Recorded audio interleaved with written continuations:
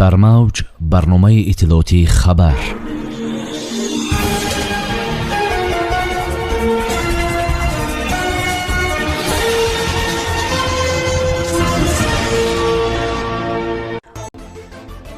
тоҷикистон ва таиланд табодули таҷрибаро дар соҳаҳои сайёҳӣ ва варзиш ба роҳ мемонанд. беш аз 200 нафар бонувони тоҷик ба курсҳои омӯзиши компютерӣ фаро гирифта мешаванд. иштироки раиси вилояти сӯхт дар ҳашари ниҳолшинонӣ. Шер Маҳмад дар маҳаллаи Фушун мактаб сохт. ин теракт аст. Путин гуфт ки пули Қримро тарк кунд. шаҳри Неоми Арабистони Саудӣ мизбони бозиҳои зимистонаи Осиё 2022 эълон шуд. сафири ҷумҳурии Тоҷикистон дар Малайзия, ҷумҳурии Индонезия, подшоҳии Таиланд, намояндаи доимии Тоҷикистон дар СКТО Ардашер Қодирӣ бо вазири сайёҳӣ ва варзиши подшоҳии Таиланд Пипат Рачакит Пракарн вохӯрӣ намуд. дар ин бора Амид Ховар иттилоъ медиҳад. сафир бо таъкиди таҷрибаи ғании Таиланд дар соҳаи сайёҳӣ ва варзиш, ҳавасмандии Тоҷикистонро дар ҳамкорӣ ва табодули таҷриба дар самтҳои гуногун аз қабили ташкили чорабиниҳои сайёҳӣ, семинарҳо, инчунин рушди ҳамкорӣ дар соҳаи варзиш изҳор дошт. ҷонибҳо ба мувофиқа расиданд ки тамосҳоро идома диҳанд. 240 нафар бонувони тоҷик ба курсҳои омӯзиши компютерӣ фаро гирифта мешаванд. иттилоъ медиҳад намояндагии Бонки Аврупои таҷдид ва рушд дар Тоҷикистон.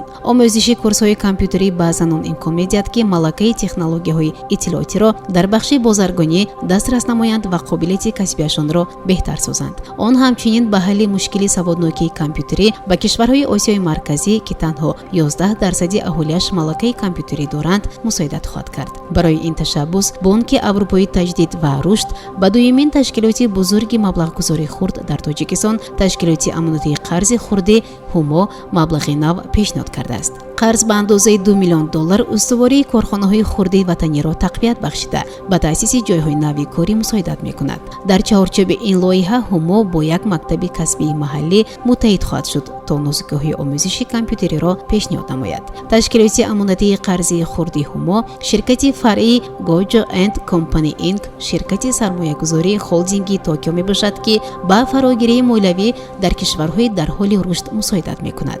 ин ташкилоти маблағгузории хурд дар Тоҷикистон асосан ба тиҷорати хурд дар бахшҳои чакана ва кишоварзӣ хизмат мерасонад. ёдрас мешавем, ки то ба имрӯз Бонки Аврупои таҷдид ва рушд тавассути 155 лоиҳа ба иқтисоди Тоҷикистон 958 миллион евро сармоягузорӣ кардааст. дар асоси дастуру супоришҳои асосгузори сулҳу ваҳдати миллии пешвои миллат, президенти ҷумҳурии Тоҷикистон муҳтарам Эмомалӣ Раҳмон корҳои ободонию созандагӣ дар вилояти Суғд вусъат меёбад. ба истиқболи 30-солагии иҷлосии 16-уми Шӯрои Олии Ҷумҳурии Тоҷикистон дар назди қасри тарихии Арбоб бунёди боғи фарҳангию фароғатӣ ҷараён дошта, дар назар аст, ки то рӯзи ҷашн боз як иншооти фароғатӣ ба истифода дода шавад. айни замон дар иншооти мазкур корҳо бо маром идома дошта сохтмончиён машғули кор ҳастанд. дар боғи бунёдшаванда ҳашари ниҳолшинонӣ ташкил карда шуд, ки дар он раиси вилояти Суғд Раҷаббой Аҳмадзода низ иштирок намуд. 400 нафар кормандони ташкилоту идораҳо барои сабзу хуррамгардонии боғи фароғатӣ саҳм гузошта, бо ёрии мутахассисон ниҳолҳои ороишу ҳамеша сабз шиноиданд. дар ҳудуди боғ ҳамзамон мунфаршкуниву омодасозии роҳравҳо, нишастгоҳҳо, фаввораҳо ҷараён дорад. Раҷаббой Аҳмадзода зимни шиносоӣ бо нақшаи корҳои ободонӣ ва гулзоркунии ҳудуди боғ ба масъулин тавсияҳо дод.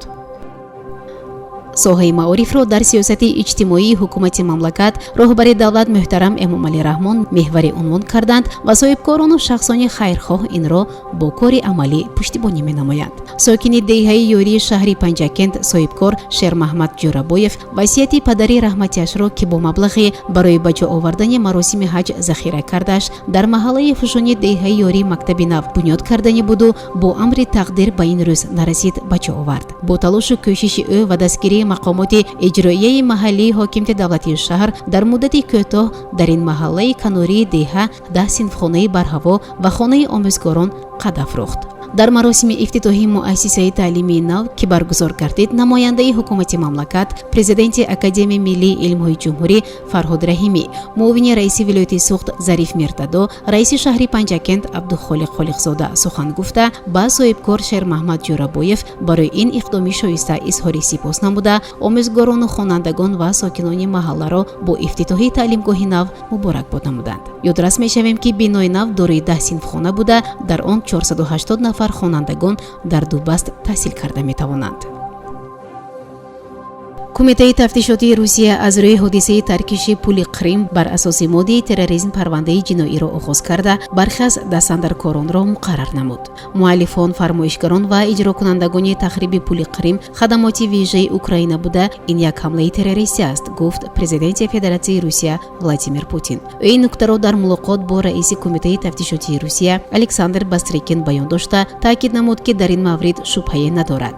инҷо ҳеҷ шакке нест, ин як ҳамлаи террористӣ аст ки ҳадафаш аз байн бурдани инфрасохтори муҳими шаҳрвандии Русия мебошад, таъкид кардааст президенти Федератсияи Русия. раиси кумитаи тафтишотӣ ба президенти Федератсияи Русия аз оғози парвандаи ҷиноӣ тибқи моддаи терроризм хабар дод. ӯ ҳамчунин ба сарвари давлат дар бораи ҳуввияти гумонбарон дар омодасозии таркиш маълумот дод. мо аллакай масири ҳаракати мошини борбариро ки тарконда шудааст муайян кардем. инҳо Булғористон, Гурҷистон, Арманистон, Осетияи Шимолӣ, Краснодар мебошанд. интиқолдиҳандагон муайян карда шуданд, изҳор дошт Бастрикин. ӯ афзуд бо кӯмаки афсарони фаврии хадамоти федералии амният яъне ФСБ муайян карда шудааст ки дар ташкили таркиш хадамоти махсуси Украина ва ҳам шаҳрвандони Русияю кишварҳои хориҷӣ даст доштанд.